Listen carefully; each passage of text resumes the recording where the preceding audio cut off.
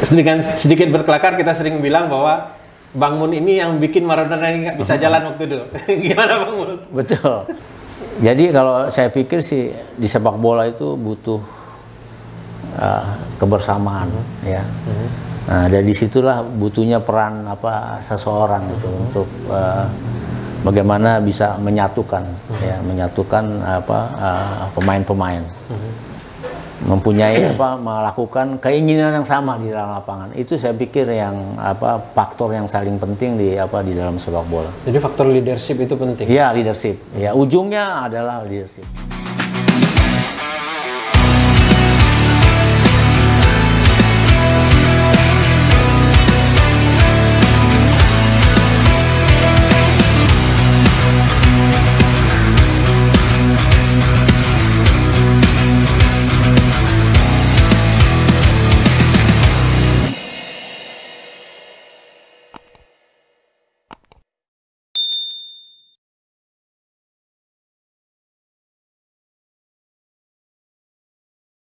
Halo Sobat GAN, salam pembinaan.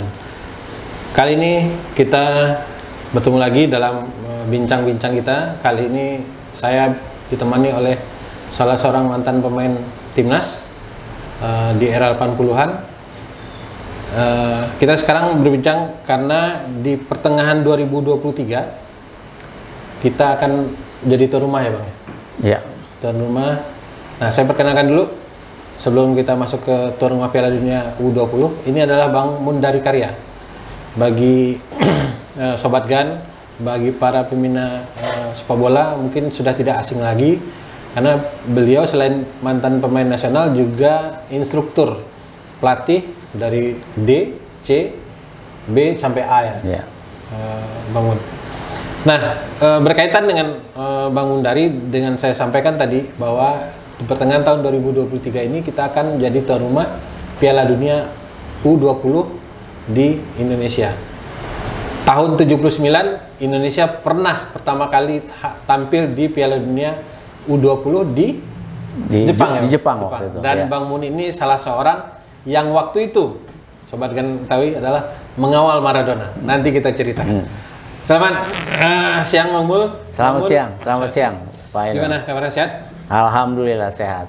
Oke Bang Mun, kita masuk karena ini channelnya adalah channel GAN Garuda Nusantara yang saat ini banyak ditonton oleh para pembina SSB di seluruh Indonesia, anggota komunitas kami. Kita sekarang membahas tentang karir Bang Mun. Sebelumnya kita juga sudah pernah membahas karir Bang Ruli Nere, Om Ruli, kemudian ada beberapa lagi. Nah, ini agak sangat istimewa karena di 2023 ini ada U20 dan salah seorang pelaku sejarah kita pernah tampil itu Bang Mun. Sedikit berkelakar kita sering bilang bahwa Bang Mun ini yang bikin Maradona ini nggak bisa jalan waktu itu. Gimana Bang Mun? Betul, nggak bisa jalan, tapi dia lari terus. Jadi walaupun Bang Mun bisa bikin dia tidak bisa jalan, tapi dia bisa lari kan, lari terus nggak bisa. Nah, Bang Mun ceritakan sedikit sejarahnya kita tampil waktu 1979 di Jepang. Di Jepang. Gimana waktu itu Bang? Bisa diceritakan? Iya, memang awalnya kita ada kualifikasi ya waktu itu di Bangladesh. Ya. Memang waktu itu ada beberapa negara yang nggak bisa ikut untuk Piala Dunia. Akhirnya kita beruntung karena secara peringkat kita yang memungkinkan untuk bisa mewakili Asia di Piala Dunia itu. Dan Indonesia beruntung waktu itu bisa lolos ke Piala Dunia ya, walaupun mungkin kalau saya tidak salah ya mungkin Korea Utara atau Irak yang waktu itu tidak bisa ikut ya. Jadi secara otomatis Indonesia yang mewakili Asia. Itu kalau nggak salah Piala Dunia U20 pertama kali ya? Iya, itu pertama kali ya, U20 Piala Dunia U20 di Tokyo ya. Dan yang menarik waktu itu di situ ada Maradona, ada rising star ya. Jadi sedikit kebanggaan juga Bang Mun bahwa Maradona waktu itu, walaupun kan Maradona baru muncul sebagai superstar benar-benar kan Piala Dunia 86 ya. Tapi waktu itu kalau nggak salah 78 dia sudah masuk tim Piala Dunia di Argentina belum? Ya, dia salah satu ya pemain juga yang sudah masuk di Piala Dunia di 78 di Argentina. Tapi memang waktu itu kalau kita lihat ya pelatih waktu itu Menotti lebih memfokuskan Maradona ke Piala Dunia U20 yang baru pertama kali mungkin diadakan ya. Waktu itu juara siapa Bang? Juara Argentina. Oh, Argentina juara waktu itu. Final dengan Uni Soviet. Oh, jadi waktu itu Abang menghadapi tim juara waktu itu. Iya, jadi emang di fase grup juga kita emang sudah satu grup dengan tim-tim kuat ya, dengan Argentina, Polandia dan Yugoslavia. Dan kita tahu setelah itu Yugoslavia dan Polandia juga beberapa kali ikut Piala Dunia ya. Setelah itu dengan pemain-pemain bermaterikan pemain-pemain dari junior U20 ini, gitu. Termasuk juga Argentina. Nah waktu itu skuad Piala Dunia yang skuad kita yang bawa siapa? Waktu itu Mas Cipto Suntoro. Mas Cipto Gareng, Mas Gareng ya. Ya, Mas Cipto Suntoro adalah salah satu legenda ya, pemain Indonesia ya, pemain terbaik mungkin juga di Asia. Ya. Beliau yang bawa waktu itu. Iya. Nah, waktu itu rekan-rekan bermain Abang yang masih diingat? Ya, yang waktu itu ya masih ya. Kalau ada sekarang ada Bambang Nurdiansa, ada Subangkit, ya, yang masih aktif ya. Ada Endang Tirtana waktu itu ya. Penjaga gawang. Penjaga gawang. Terus ada David Sulaksmono. Ada beberapa pemain lagi ya. Ya kalau yang masih terlibat di sepak bola sekarang ini mungkin hanya saya, Bambang dan Subangkit ya. Kalau Om Ruli nggak masuk di situ ya? Om Ruli nggak masuk. Ya. Dia Ruli masuk setelah Piala Dunia itu ada misi ya untuk kita dikirim ke Brazil di sana untuk berlatih di sana. Ya. Namanya Binatama. Nah, di perjalanan di Piala Dunia U20 berarti cuma sampai di fase grup. Fase grup. Berarti kita nggak bisa ngatasi Argentina. Iya. Berapa waktu itu? Waktu itu kita pertandingan pertama lawan Argentina kalah 5-0. Terus pertandingan kedua lawan Yugoslavia kalah 6-0. Lawan Polandia kalah 5-0. Hampir sama. Hampir sama. Berarti kekuatan kita sama. Sama. Dengan kekuatan mereka. Yeah. Nah kita mengulangi sejarah waktu itu. Apa yang dapat Abang tangkap waktu itu bahwa kita pertama kali tampil, semuanya juga pertama kali tampil, tapi kita masuk ke Piala Dunia bertanding dengan tim-tim yang tim-tim seniornya kan udah berlaga di level atas waktu itu. Iya. Iya sebetulnya sih saya berharap ya, karena emang masalah COVID ya kemarin, jadi Piala Dunia kita ditunda ya. Karena terus terang bahwa saya penasaran gitu ya, seperti apa sih gap ya yang beberapa tahun yang lalu ya sampai sekarang gitu ya. Karena dari situlah penting buat terutama buat saya begitu Pak, untuk lihat sepak bola Indonesia sebetulnya ada di mana nih posisi kita sebenarnya gitu. Nah mudah-mudahan nanti di tahun 2023 ini bisa kita lihat perubahan-perubahan atau posisi kita sebenarnya di level tingkat atas itu, seperti apa posisi kita sebenarnya. Karena ini sekali lagi sangat penting buat kita untuk bisa melangkah ke depan. Oke, kita tadi bicara fase karir Bang Mundari di Piala Dunia. Nah sebenarnya awal Bang Mun bermain sepak bola itu dari mana? Ya seperti pemain-pemain bola Indonesia lah, semua tuh berasal dari dari kampung ya. Jadi saya seperti itu. Kebetulan saya tinggal di daerah Pasar Minggu ya, dekat dengan Ragunan. Bahwa kita tahu bahwa Ragunan itu adalah markasnya dulu tempat pembinaan sepak bola Ragunan, dan di situ juga ada tim kuat waktu itu, ada tim Jayakarta. Dan di Jayakarta itulah semua pemain nasional ada di situ. Ada Iswadi, Anjasa Asmara, Sultan Harara, Andi Lala, semua pemain-pemain nasional waktu itu ada di situ. Dan saya sering waktu saya masih remaja itu saya lihat mereka latihan. Mungkin itulah yang menginspirasi saya untuk bisa juga tampil seperti mereka gitu. Nah, Bangun pertama kali dapat sentuhan pelatihan terstruktur itu kira-kira umur berapa? Saya setelah tahun 76 ya, tahun 76 ya, saya waktu itu ada talent scouting ya dari Caprina waktu itu, ada pelatihnya juga salah satu pemain dari Jayakarta waktu itu, Mas Pakur ya. Mas Pakur lah yang membawa saya ke Caprina ya. Jadi di Caprina lah saya mulai latihan yang terstruktur lah ya untuk masa waktu itu ya. Maksud saya terstruktur karena latihannya ada jadwalnya, ada programnya, terus ada mesnya juga. Jadi kita lebih teratur lah ya. Jadi mulai dari situ, dari kira-kira saya umur 18 tahun. 18 berarti tahun 76-an ya. Ya. Jadi sebelum itu memang di Indonesia ini belum ada pelatihan terstruktur, misal pelatihnya sudah ikut kursus ini semacam belum ya? Belum ada. Karena kalau kursus saja juga kan waktu baru tahun 94 aja mulai ada kursus. Nah, sebelumnya latihan itu hanya konvensional. Jadi artinya bahwa mantan pemain nasional jadi pelatih. Jadi dia latih itu berdasarkan apa yang dia dapat waktu itu. Jadi belum terstruktur ya. Belum ada sign-nya lah. Jadi ada ilmu pengetahuan. Jadi pengalaman melatih ya bermain dia salurkan di dalam latihan. Jadi sebelum tahun 76 bangun di Caprina ini semacam hanya bermain-main bola dengan teman-teman yang sebaya seperti itu. Iya, jadi itulah yang saya lakukan pada saat sebelum saya direkrut oleh Caprina ya. Saya hanya pemain kampung di daerah Pasar Minggu yang kebetulan dekat juga dengan Ragunan ya. Dan disitulah mungkin saya lihat ya latihan yang lebih terstruktur ya.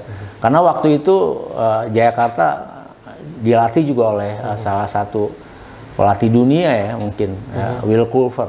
Ya, jadi saya lihat apa yang dilakukan pemain-pemain Jayakarta dilatih oleh Will Culver. Kadang-kadang saya latihan di rumah itu sendiri ya.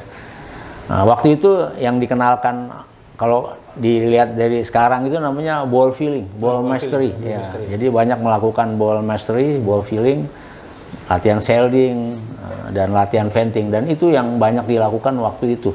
Ya trennya waktu itu seperti itu. Dan itulah yang terus berkembang dalam beberapa tahun di Indonesia.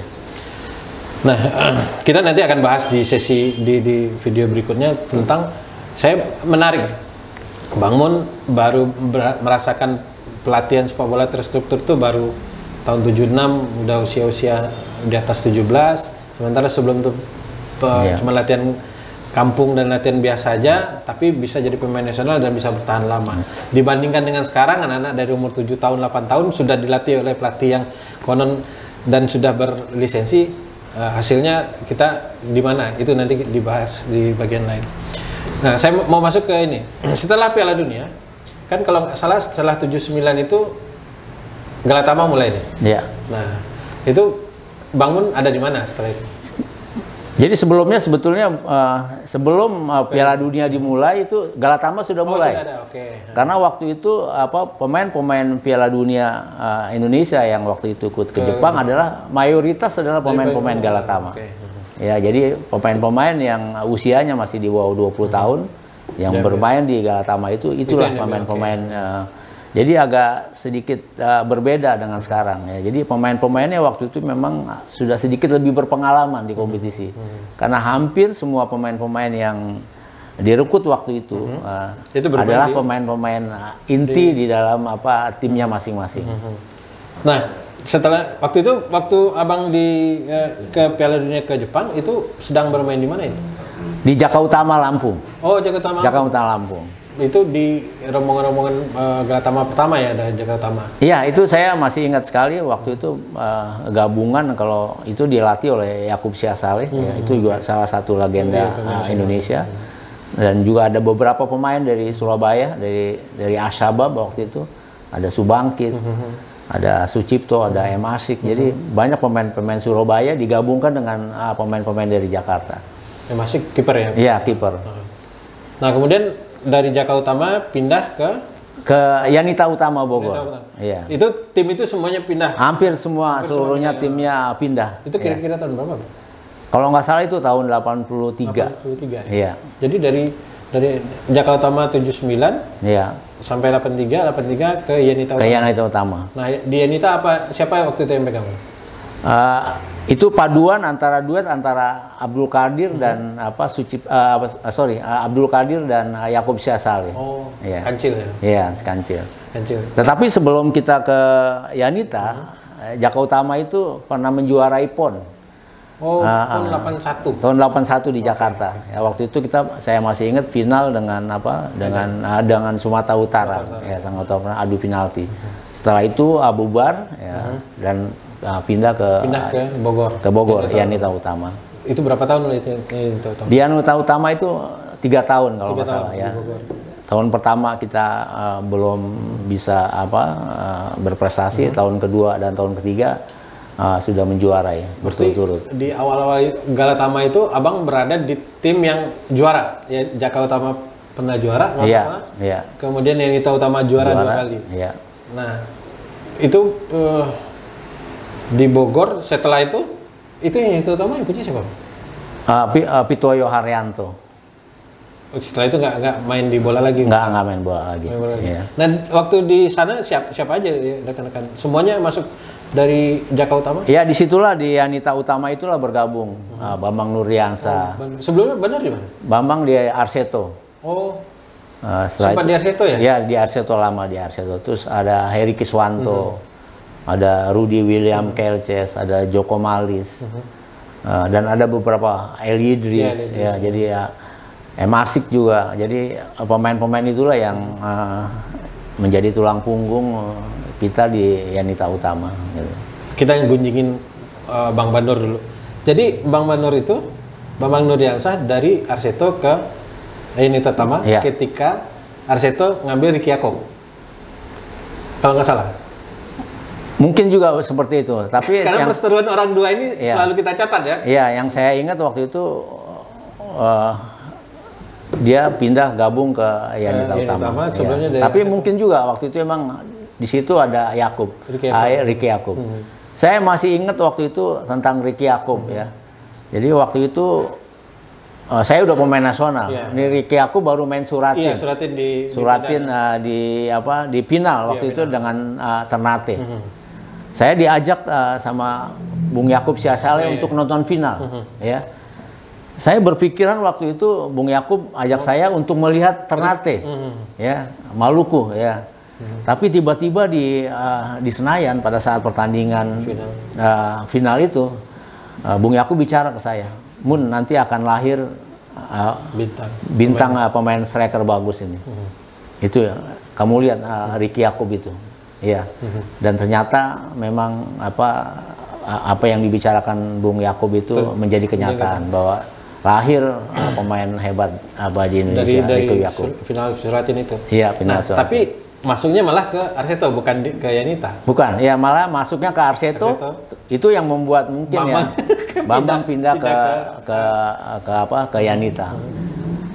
Tapi dua pemain ini saya pikir dua pemain yang top zaman itu top bagus, top. Kalau nggak salah selama Galatama bergantian jadi top skor itu. Iya, betul. Nggak Bambang, Ricky Yaakob. Tetapi secara kesenioran lebih Bambang ya, karena pada saat kita udah di tim nasional, saya udah main di PSSI Utama waktu itu dengan Bambang, Ricky Yaakob baru main di Suratin. Gitu. Dan terbukti pun waktu Piala PPD 85 yang masuk Bambang. Tapi setelah itu Asian Games malah Ricky Yaakob. Ya. Jadi ini mereka selalu berganti-ganti. Persaingan itu sehat waktu itu kalau. Iya, jadi emang juga waktu itu saya pikir banyak striker juga yang bagus-bagus ya. Selain ada Ricky Yaakob, Bambang Nuryansyah, ada juga Joko Malis. Ya, jadi ada Samsul Arifin juga di Surabaya. Ya, jadi waktu itu memang persaingan untuk posisi striker itu banyak ya. Agak berbeda dengan sekarang ya. Jadi striker-striker itu memang tumbuh waktu itu bagus ya, karena memang mungkin ya belum ada pemain asing ya, sehingga pemain-pemain berkembang di posisi, terutama di posisi striker. Dan mereka juga mau bersaing dengan sesama lokal, juga mau bersaing kan, seperti itu. Betul ya, karena emang di posisi striker itu kalau untuk sepak bola paling menarik ya, karena yang selalu menjadi berita itu kan Ya, pencetak gol. Pencetak gol. Siapa sih kalau kita bicara sepak bola, siapa yang cetak gol? Ya. Dari Yanita 2 tahun dapat gelar dua juara ya. Dan pergi ke Asia. Ya. Kalau itu abang ikut ya, ke Asia. Ya, dia di Piala Champion malah, kan? di Arab Saudi. Arab Saudi. Ya, itu. Cuma di situ kita gagal dan nggak bisa nomor 4 kalau nggak salah semifinal. Nomor 3. Nomor 3 ya. Nomor 3. Oh, ya. Itu prestasi tertinggi klub Indonesia di luar di ajang resmi Piala Champion ya, Asia. Ya memang mungkin waktu itu Piala Champion belum semasif sekarang di Asia, tapi kita sudah bisa masuk di situ klub Yanita Utama.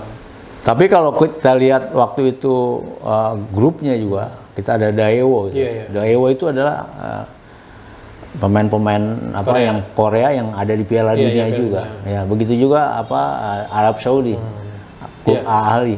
Mungkin masih ingat Majid Abdullah itu pemain terbaiknya itu juga main di klub Al-Ahli. Dan dia habis main di Piala Dunia 82 dan 85 kalau nggak salah. 86 itu. Ya. Dan itu yang dilawan oleh Yanita Utama. Betul. Waktu itu masih di Bogor ya. Yanita Utama kan Bogor ya. Kramayuda. Oh, itu udah Kramayuda. Kramayuda. Oh, jadi setelah Yanita Utama abang ke Kramayuda. Oke. Jadi Kramayuda itulah yang mewakili Indonesia ke Champion Asia. Tetapi penyisihannya itu kita atas nama Yanita Utama, betul. Ya kita runner up waktu itu kita kalah lawan Bangkok Bank di Senayan. Itu 2 tahun di Kramayuda dibubarkan. Itu yang milik Pak Sanurbi ya? Sanurbi Said? Iya, Pak Sanurbi Said. Di Palembang? Di Palembang. Ikut ke Palembang emang itu? Palembang waktu itu. Jadi dari Lampung, Bogor, ke Palembang? Palembang. 2 tahun di situ? 2 tahun di situ. Juara itu 2 kali. Ya. Setelah itu saya pindah ke Pelita Jaya. Pelita Jaya. Ya. Itu kira-kira tahun berapa? Tahun 86. 86. Iya. Sampai sekarang. Sampai tahun 2000. 2000 ya? Iya. Sebagai pemain tahun 2000. Iya, itu waktu dia Pelita itu saya sudah posisi saya sudah 2 tuh. Kadang-kadang jadi main, kadang-kadang juga jadi asisten. Ya. Itu pelatihnya Bang Beni Dolo. Ya. Okay. Nah, kalau dilihat dari karir Bang Mon, ini Sobat Gan kita bisa catat. Main di Piala Dunia U20. Kemudian Jaka Utama itu udah jadi kapten. Jaka Utama jadi kapten. Jadi kapten juara. Kemudian Yanita Utama awal-awalnya saya jadi kapten. Setelah ada Heri Kiswanto. Ya. Kemudian Kramayuda saya kapten. Ya. Heri juga ada bergantian. Kemudian masuk Pelita. Saya kapten. Juga kapten. Nah, Jaka Utama juara, Yanita Utama juara. Kramayuda juara. Pelita Jaya pun pernah juara. 3 kali Pelita juara. Nah, itu apa rahasia tuh? Jadi kalau saya pikir sih di sepak bola itu butuh kebersamaan, ya. Nah, dari situlah butuhnya peran seseorang itu untuk bagaimana bisa menyatukan, pemain-pemain. Mempunyai melakukan keinginan yang sama di dalam lapangan. Itu saya pikir yang faktor yang saling penting di dalam sepak bola. Jadi faktor leadership itu penting. Iya, leadership. Ya, ujungnya adalah leadership. Iya, saya kebetulan beruntung punya pelatih yang punya leadership bagus ya. Mulai dari Yakub Syahsal ya. Terus ada Abdul Qadir, ada Sucipto Suntoro ya. Di Yanita juga di Pelita juga ada Beni Dolo. Dia walaupun bukan pemain top tapi dia punya leadership itu. Jadi saya pikir untuk menjadi pelatih yang bagus emang ujungnya harus mempunyai leadership yang kuat gitu. Ya kan catatannya Jaka Utama jadi kapten juara. Iya. Yanita Utama jadi kapten bergantian dengan Hirkis, posisi yang hampir sama. Juara 2 kali. Kramayuda juara 2 kali juga. Pelita Jaya juga juara. Jadi memang antara Bang Mun naluri juara Bang Mun ini sudah terbawa ke teman-teman yang di ini. Ada nggak rahasia lain bahwa sebagai kapten waktu itu Bang Mun bisa menjembatani antara pelatih, pemain dan pemilik klub misalnya? Iya, emang yang paling penting seperti itu. Sekarang saya baru mengerti juga. Kalau kita belajar psikologi di dalam latih, sebelum kita melatih orang lain, kita harus tahu diri kita siapa. Nah, terus baru kita mengenal atau harus mengetahui pemain-pemain itu seperti apa. Dan itulah yang saya lakukan selama saya jadi pemain, maupun jadi asisten pelatih, maupun jadi pelatih. Saya mungkin orang yang paling lama jadi asisten pelatih. Ya walaupun saya punya license udah cukup ya, tetapi di Pelita Jaya itu saya menjadi asisten pelatih hampir 12 tahun. Dari bayangin. 88 sampai tahun 2000. 2000, oke. Jadi karir yang paling lama ya. Jadi banyak juga pertanyaan-pertanyaan dari teman-teman waktu itu, "Mun, ayolah ngelatih," gitu. Tapi saya masih harus banyak belajar. Saya ingin banyak belajar ya. Sehingga akhirnya datang juga waktu itu datang Pak Hasnur waktu itu dari Barito Putra untuk minta ke saya untuk itu. Itulah baru pertama kali lah tahun 2000 ya saya menjadi pelatih kepala. Setelah hampir 12 tahun itu menjadi asisten pelatih gitu. Nah, tapi selain pelatih di klub seperti itu di Pelita ya, asisten di Pelita. Di timnas juga Bang Mun punya jadi setelah saya waktu itu kalau cukup bagus ya prestasi Barito Putra ya, karena banyak pemain-pemain muda di situ ya lahir ya. Ada Isnan Ali, ada Sunar Sulaiman ya. Saya mulai dilirik oleh PSSI untuk mendampingi Benny Dolo itu di senior. Di senior untuk persiapan Piala Dunia dan SEA Games waktu itu ya. Dan saya bergabung dan bersama dengan Bang Benny Dolo dan udah lama juga di Pelita Jaya ya. Dan saya pikir cukup berhasil waktu itu ya, karena di Piala Dunia juga waktu itu kita hanya jadi runner up ya di bawah China ya. Dan di SEA Games juga kita nomor 3 waktu itu. Oke Sobat Gan, menarik perbincangan kita dengan Bang Mundari Karya, seorang mantan pemain nasional, berkiprah dari zaman Galatama, pernah main di Piala Dunia, menjadi kapten tim juara Galatama waktu itu. Dan banyak hal yang bisa kita diskusikan. Pada sesi berikutnya kita akan mendiskusikan tentang bagaimana visi beliau tentang pembinaan sepak bola Indonesia saat ini dan masa depan. Oke Sobat Gan, Gan Channel disupport oleh Oksigen Denim, dan kita akan terus bekerja sama untuk mengembangkan diskusi-diskusi yang membangun untuk sepak bola Indonesia. Salam pembina.